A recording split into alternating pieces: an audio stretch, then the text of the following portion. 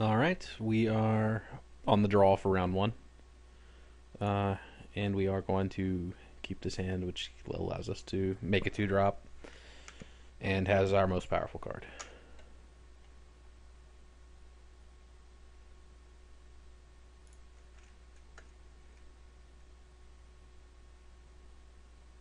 So we're playing one forest and one island in the main, and naturally just drew them both. Sadly, the mana base isn't going to let us curve Grixis Grimblade into Blood Cultist, but never mind, it totally is. Sweet.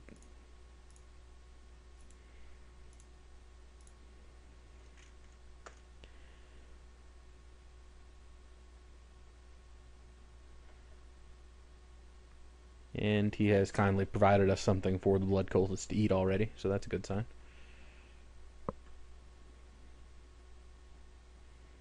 Uh-oh, could be getting sixed here. Sweet.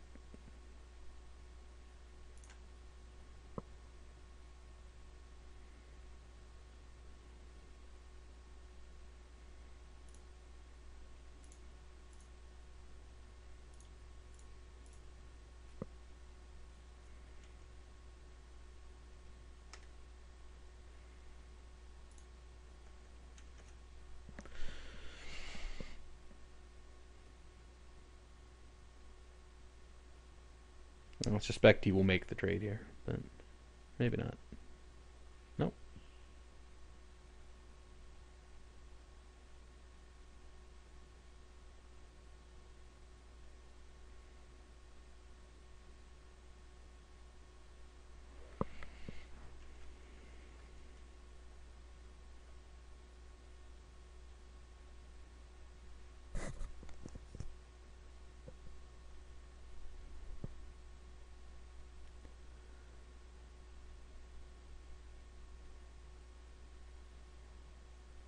Ew.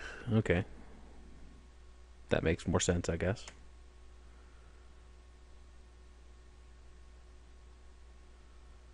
Sure. He's got a 5/5. We have an answer to a 5/5, oddly enough, although it's not going to be online for some turns. Hmm. So we're probably going to play Rupture Spire this turn. The choice then is basically, do we cycle the Monstrous Carabid and try to find a little more action, or play it next turn? Although if we do that, we're probably just... Heh. There's nothing we can hit with the Carabid that we could actually cast this turn, so we'll just pass the turn for now.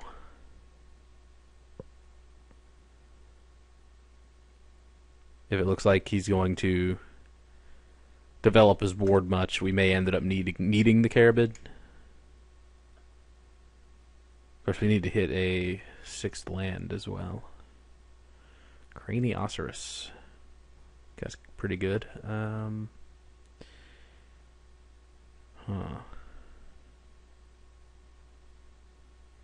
It doesn't actually do what we need what we need the Carabid to do here, so... As in, he would be attacking with two 5/5s, and the Carabid doesn't actually stop either of this. We'll just go ahead and cycle this guy. Okay, that's progress. That's actually very good progress. That was ideal. We still need to hit a sixth land to actually get the guy off the board. Luckily, unless he deals with this Jund Battle Mage, we have infinite jump blockers. So we're going to go to 7, but we are looking pretty good to stabilize.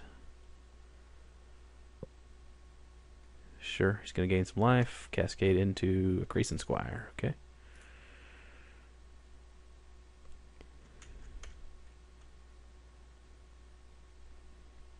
Scratch that. We're going to go to 6.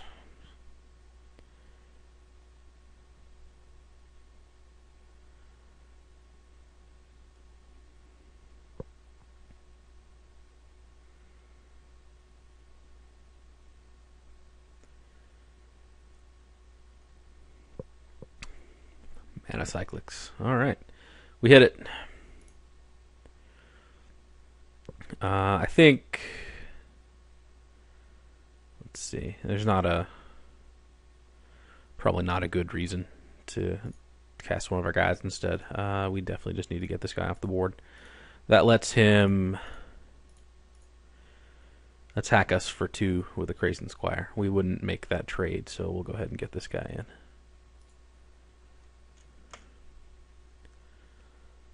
Probably just going to get blown out by Might of Alara here, but I'm willing to take that risk.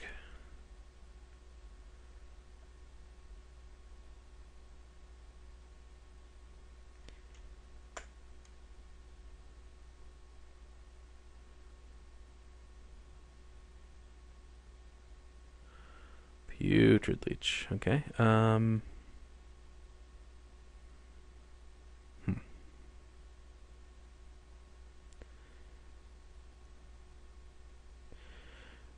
His little Exalted guy actually makes it so that Leech would attack past Grix, or well, attack over Grix's Slave Driver and trade with Extractor Demon, which is irritating.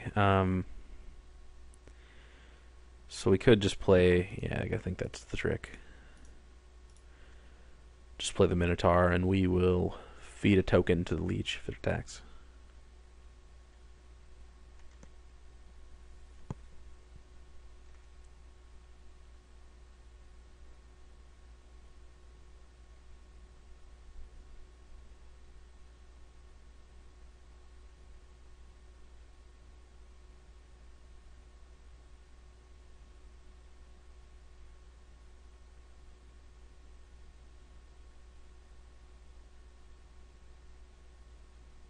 Yep.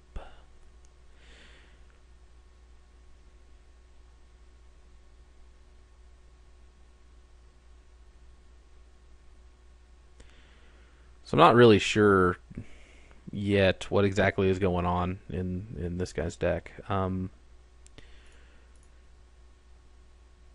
He has the Crazen Squire and then a double white card. Added the wrong color. But then also 2 swamps and a Putrid Leech. So I guess he's just kind of a 5-color-ish aggro deck. I don't know. Probably just means his deck has a lot of bombs in it, which is disheartening.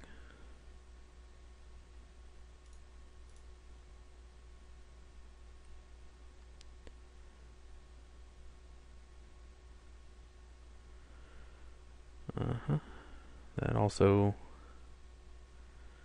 doesn't actually do what we wanted it to.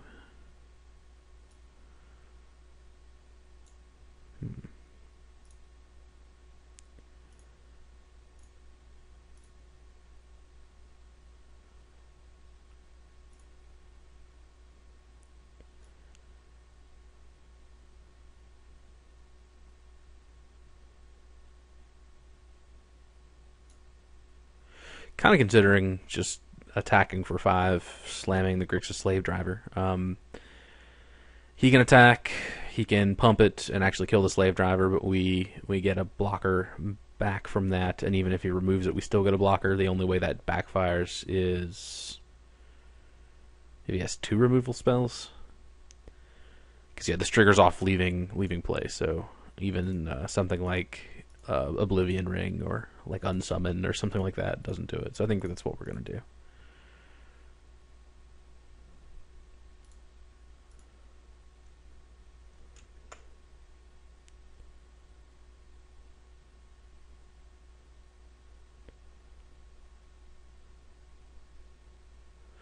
Alternately, I guess he can attack with both creatures, and then if he has like Sigil Blessing or something like that, he could finish me off. But we've been dead a couple times to Might of Alara, so I'm not worried about it too much.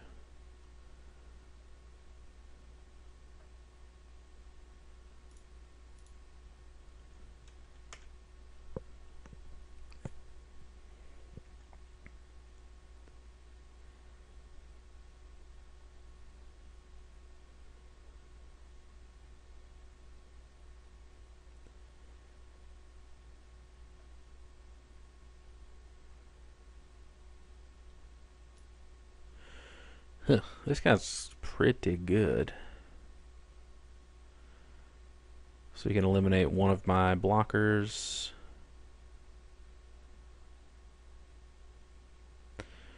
We're probably actually just trading Extractor Demon with this.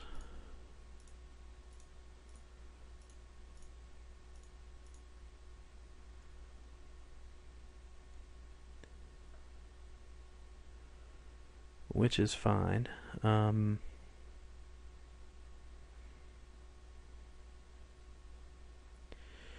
Yeah, no profitable attacks here. But if he gets in with both of his guys, actually, we can unearth both Extractor Demon and Grixis Slave Driver and probably Alpha Strike him out on the following turn, so that's promising.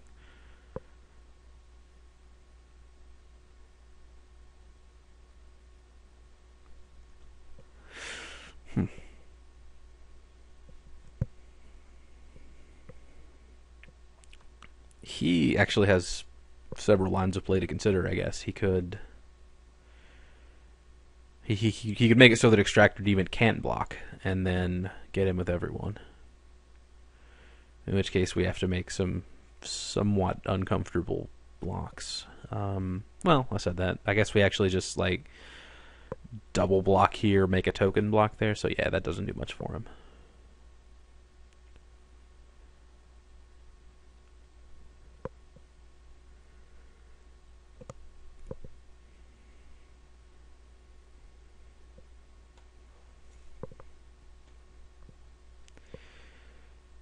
Yeah, I think his play is probably to just attack. No? Okay. I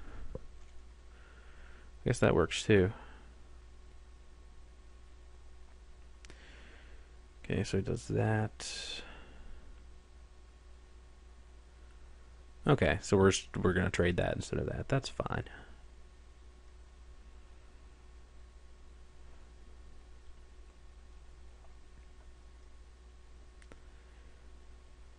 That actually costs him another 2 life too, so I'm pretty confident that we're gonna win on the crackback here.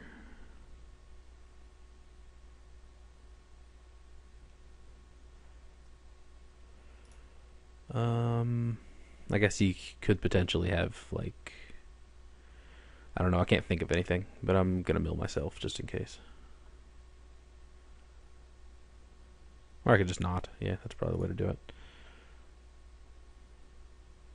I'm so used to sell off a cultist.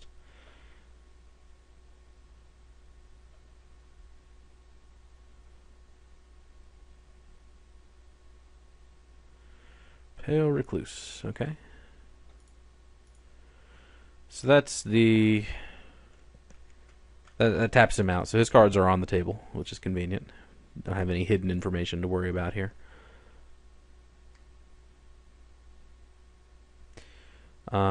This blocks Extractor Demon. This blocks... Okay, so we can actually only get him to 8, which is inconvenient. But we drew this Fiery Fall, so we can kill... If we kill this, then what? Nah, I think we would rather just kill this. Maybe.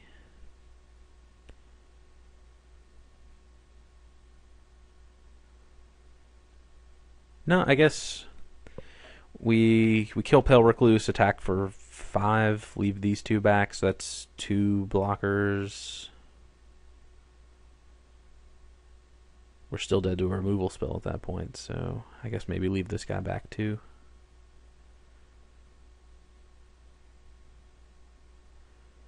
Yeah.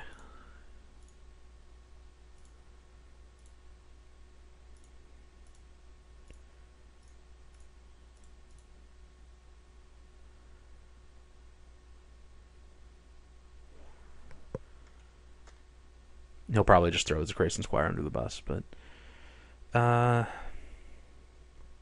see, yeah, like kill the token, make the other one unable to block. Yeah, we have to leave the zombie back, I think. Sadly. Yep, under the bus he goes, and we do have him dead next turn.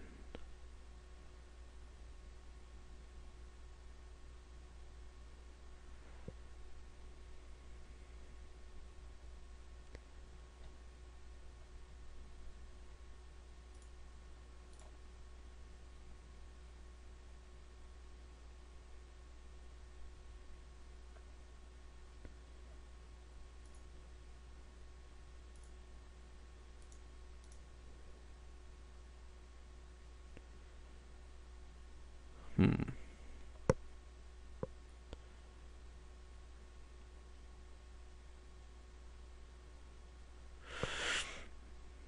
So, unearth everybody, get in there this time, gets us 5 in the air. He blocks the slave driver. 13 total.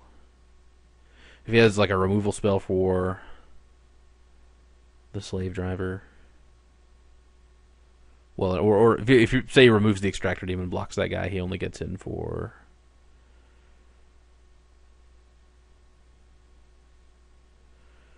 Okay, I guess we can leave the sapperling back, and then we'll get a zombie from the slave driver leaving play. So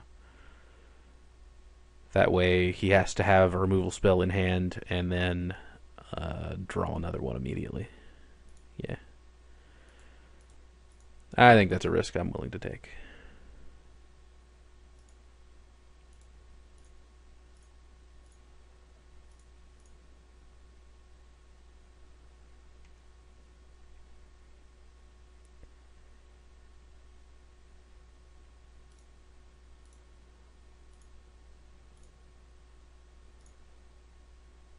Did I get it? Yeah, okay.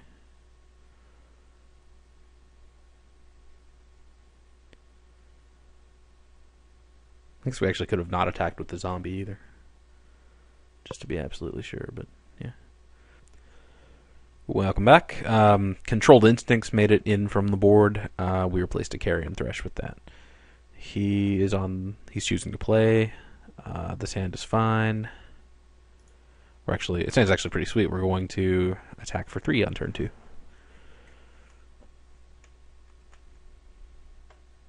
He might also attack for 3 on turn 3, so the race is on. Yeah. That will be a turn 3 drop, I suppose.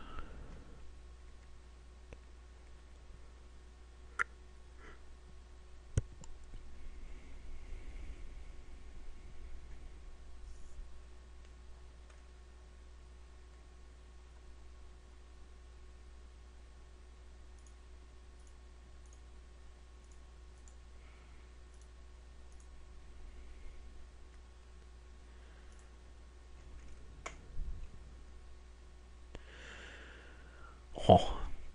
Drawing both of these is a little inconvenient. We can make one of them on turn 3, and then I think we're probably going to have to drop Canyon Minotaur at that point to keep pace. It's actually, yeah, we just drew another land, so it's totally fine. I'm comfortable trading damage at this point.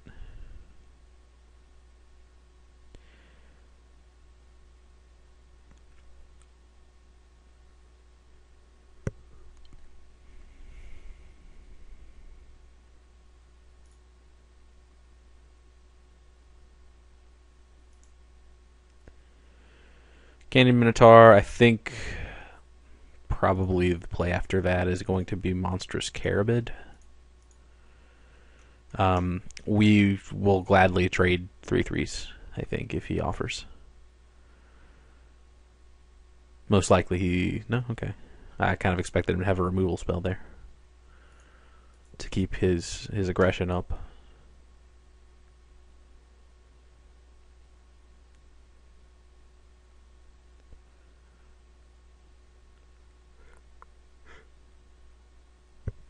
And the Hunt Pride. This guy's obnoxious.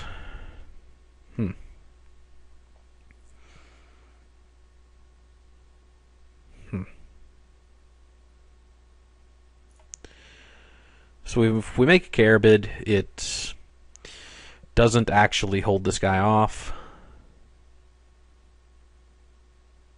Although it does make him tap it, I guess. So we would take 5, and then this guy has to attack, so that he doesn't. We still don't actually have a blocker. We can make Corpse Connoisseur the next turn. Huh. If we Connoisseur this turn, we can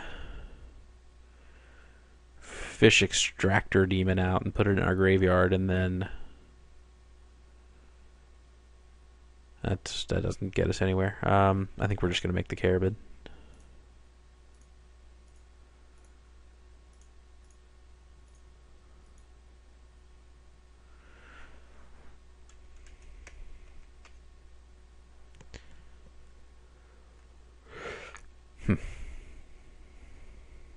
This card's very, very tedious to deal with.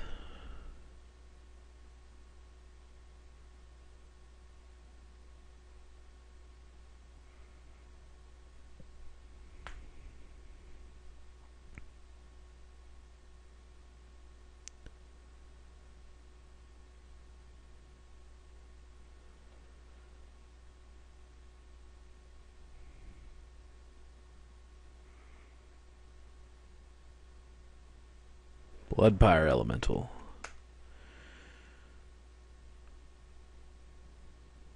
Yep.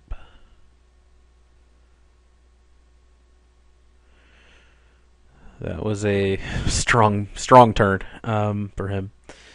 So now this is lethal in 2 hits.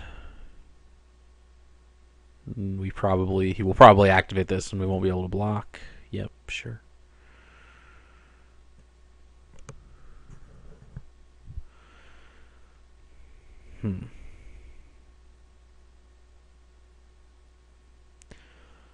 Which basically means next turn we have to have 2 blockers for this guy next turn to not die. I guess Corpse Connoisseur is the best drop here. We can play Corpse Connoisseur, fish out Grixis Slave Driver. Where are you? Yeah, and the next turn we can actually unearth him and get a free blocker out of that, and we can unearth him and make Grixis Grimblade. So that's promising, I guess. We kind of get a foothold on the board that way. That gives us a turn to. Not really sure what we're setting up that way, but well, if we ever actually get 3 blockers on the board, we can double block this guy. So, yep, that guy can't block.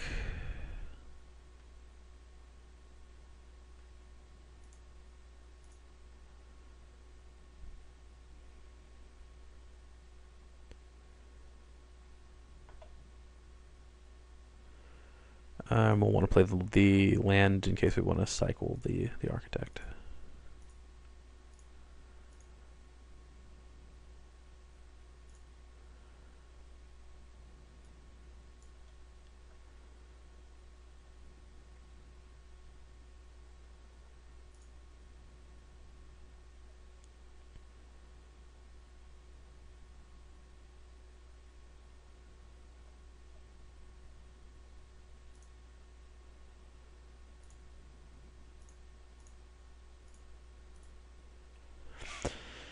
Alright, so even if he attacks, makes this guy unable to block, we still can double block with these 2 and get there.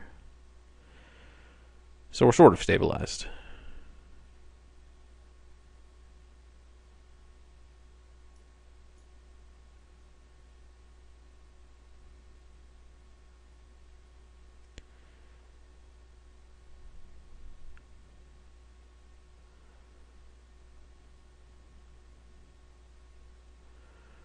No, we're not. I think we're just dead.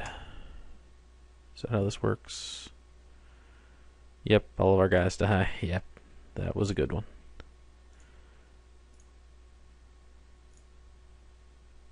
Alright, we are on the play for the Decider. I normally like to draw in this format most of the time, but we have a consistent enough deck, I think, that we can afford to go on the play.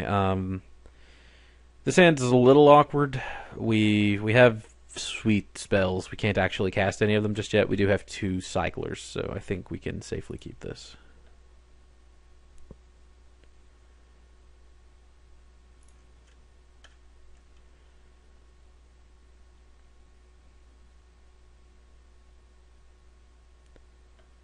I think we'll go ahead and get this guy out of here. And just draw another one immediately. Yep.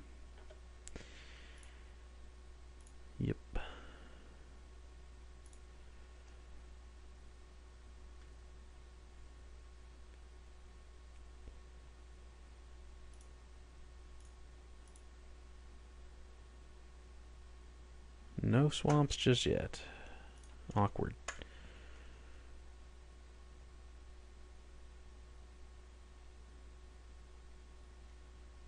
There we go. Not actually sure what the... I think we want to get our beaters in.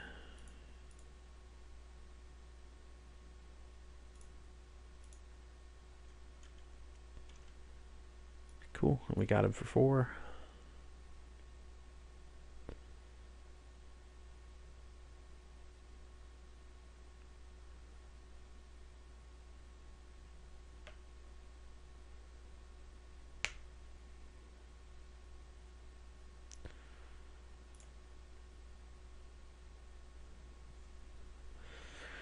Shard Convergence is such a greedy card.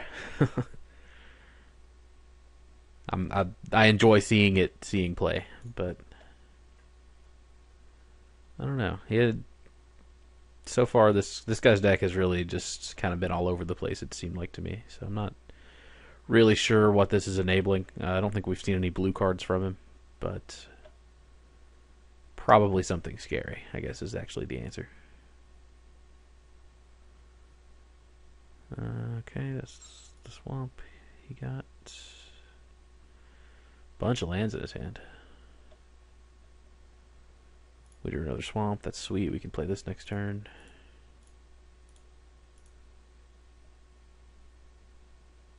And he doesn't actually have a mountain in play yet either, so we are not at risk of getting 2 for 1 by Caldera Hylian this turn either.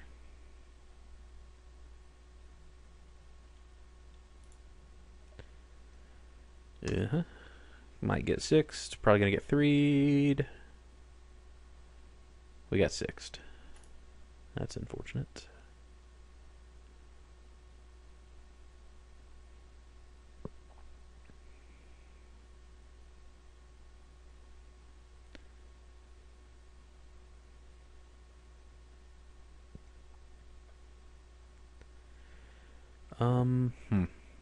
We could play the demon. We could actually just play both of our 3-drops too. That is really overextending us into Caldera Hylian, so I think that the demon's going to be the play.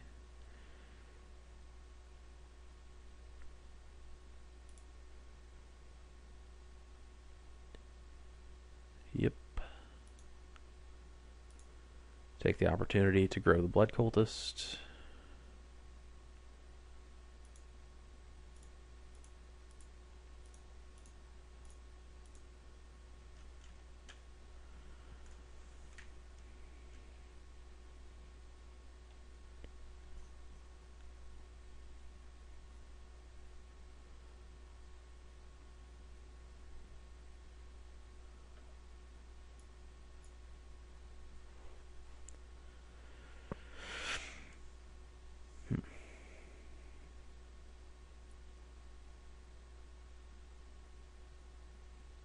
Is it Hunt Pride time? It's Pale Recluse time. Okay, I'm less concerned with that.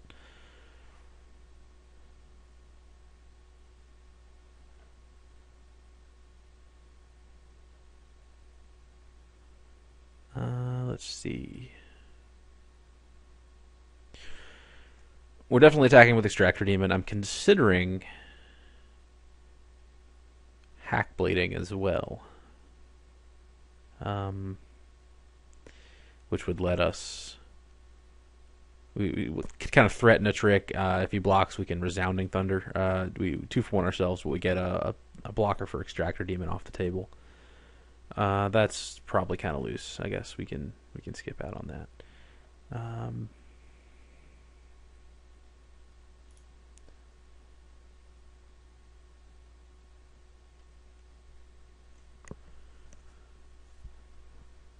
Alright, so the question is how far do we want to extend into Caldera Hylian? We can... I think we definitely play the second Blood Cultist. I kind of think that's all we play, actually. Just leave Resounding Thunder up. Yeah, that seems fine. We're kind of slowing ourselves down, giving him a chance to get back into it as far as the board goes, but he needs to find an answer to this still. And I guess he found one, so that's awkward. Well, I mean, we run this guy in and okay. Nope, that's even better. I think we probably grow them both.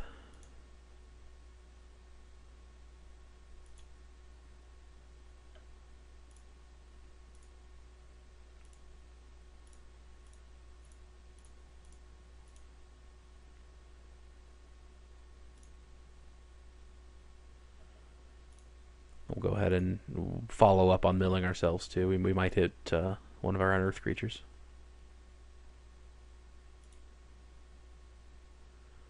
Nope. Although we did mill one of our green sources, so we turned off Resounding Thunder just now. That's inconvenient.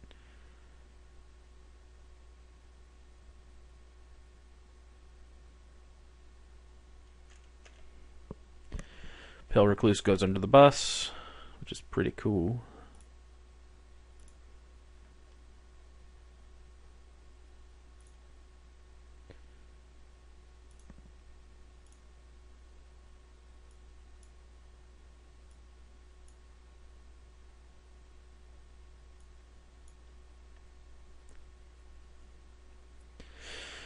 Alright, so he basically needs Caldera Hylian plus the way to get this guy off the board next turn. Or this turn, rather. So I feel pretty good about this one. Toxic Iguanar certainly does not do it. Okay, so he has just been holding a bunch of guys that died of the pingers. And these are maybe these are coming out to feed the Hylian? Nope. Okay, he's just showing what he's got.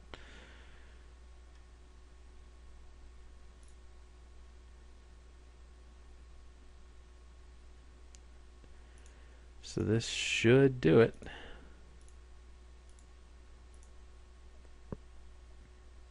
Excellent. See you in round 2.